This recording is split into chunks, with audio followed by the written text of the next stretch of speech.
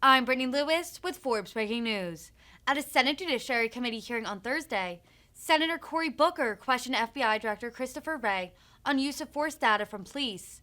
The New Jersey Democrat said, quote, "This data is so important for us to understand." Booker also pushed Director Wray to increase participation by state and local law enforcement. Booker also spoke about the Black Lives Matter movement, saying when people use the phrase Black Lives Matter, quote, "there is a deep appreciation of law enforcement, that there's a desire for more law enforcement." Director Wray, I know all my colleagues on both sides of the aisle listened to your opening comments very carefully. I hope that they actually go wider to the American public as a whole, because I don't think Americans really understand the extraordinary work that the FBI does. And I want to thank you, and I know what it means every day to know your officers are putting their lives on the line to protect other Americans. I know this intimately from my work as mayor of the city of Newark. One of the first meetings I took in 2006 when I took over the city was with the New Jersey office of the FBI, and learned a lot about what they were doing for counterterrorism and dealing with the #1 issue of my city. My pollster had never seen anything like it. If I remember correctly, it was like 90% of Newark residents were most concerned about their physical safety in their communities as rising gang violence was happening. And so here was the FBI working hand in hand with local police officers, state troopers, and others to protect my community. Because you and I both know the #1 victims of gun violence in the United States are Black and brown people. And so when folks say Black Lives Matter, when folks say they're concerned about violence that we see in inner city communities, I want you to understand, and I know you do, that there is a deep appreciation of law enforcement, that there is a desire for more law enforcement. It's one of the reasons why I have a bipartisan bill to help get resources to clear murders, because the clearance rates in too many of our cities is just too low. So I recognize the work you do. I celebrate and thank you for the work you and your agents do. And I also recognize how dangerous it is for our officers at a time that these weapons are proliferating. Not one of the shootings, I can only find one actually, that was done in my city, hundreds and hundreds of shootings that was done with someone who acquired a gun legally. So we're not talking about people's Second Amendment rights. We're talking about the ease with which illegal guns flow into our communities, and your folks are working on that, but that puts officers' lives in danger. But I do want to talk about a guy who walks through neighborhoods to come to work here in Washington, D.C. I see Black Lives Matter posters of folks that I know are not African American, that people who put up that are not subscribing to some kind of violence or whatever that internet meme is all about. Most people who say that, they simply say we have a disproportionate number of African Americans that are dying, and that we should do something about it as a society. You understand that, correct? Yes. Okay. So one of the ways that I have found running a police department when I was mayor of the city of Newark is collecting data, law enforcement data. It helps you understand law enforcement usage of force. And I want to drill into that because you have a lot of authority in that area.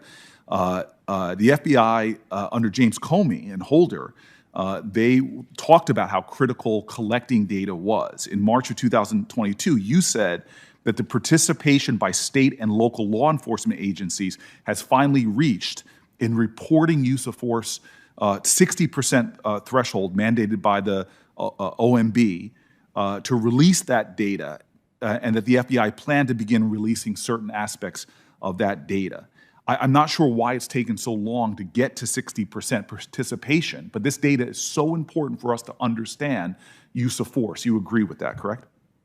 Yes, and in fact, I've tried to message the importance of submitting data, the use of force data, with state and local counterparts all over the country all the time. And the point that I try to make to them is that, look, discussions on this issue, use of force, are going to happen no matter what.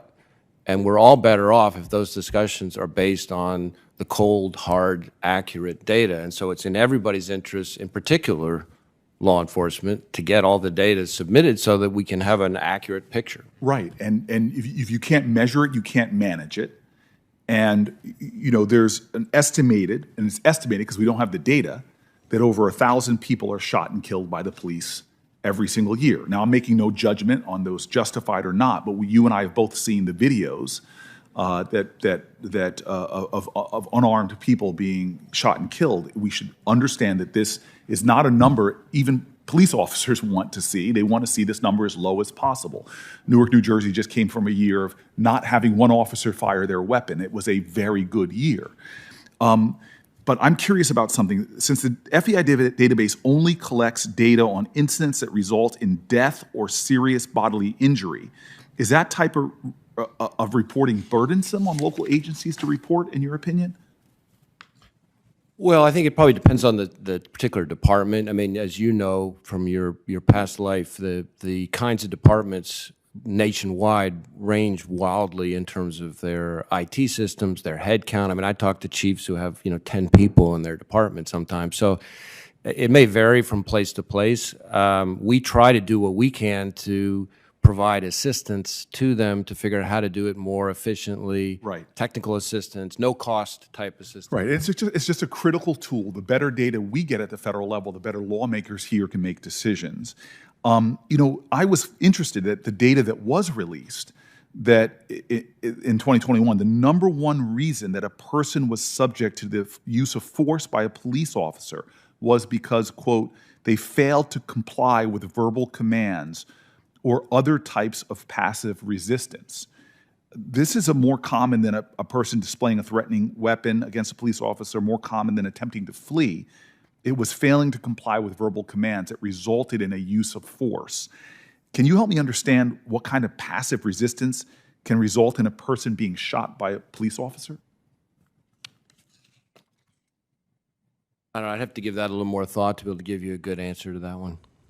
Okay, yeah, I really would like to understand that because I talk to my police officers and they tell me that training is often the issue, that they don't have to use force if they were better trained. They may be justified in it, but we could be doing a lot more to lower the usage of force. You'd agree with that in general, the importance of that? It's a general matter, yes. Yeah, okay. Last year, nearly 40% of state and local agencies did not successfully report crime data, including the New York City Police Department, and the majority of the agencies in 5 of the 6 most populous states. This low participation rate complicates our ability to effectively respond to the public safety trends and challenges. That's just a yes or no question. You'd agree with that, right? Yes, I mean, we need as complete data as possible. It's in everybody's interest to be able to give the most comprehensive and accurate picture. So, last month I sent a letter to you, and I'm hoping you will respond, just asking questions about the FBI's plans to increase that participation in reporting and communicating the importance of it. I really hope that you can engage because, again, as a manager, I cannot manage something if we can't measure it. I'm really hoping that's something you'll prioritize. And I'm going to say in conclusion, you have been phenomenal in responding to me and engaging with me on staff diversity, especially getting women and minorities moving up the ranks in the FBI. I've really been grateful that the attention you've given to this and the engagement with my office. I would ask that you'll continue to do that because I think you and I both would agree when it comes to gender, religion, and race diversity, we're still not where we want to be. And we know from policing how powerful it is in building trust and achieving our goal of public safety is improved when women and minorities and religious diversity is seen. You would agree? I agree. I think we're making great strides, but we still have a long way to go. Thank you, sir.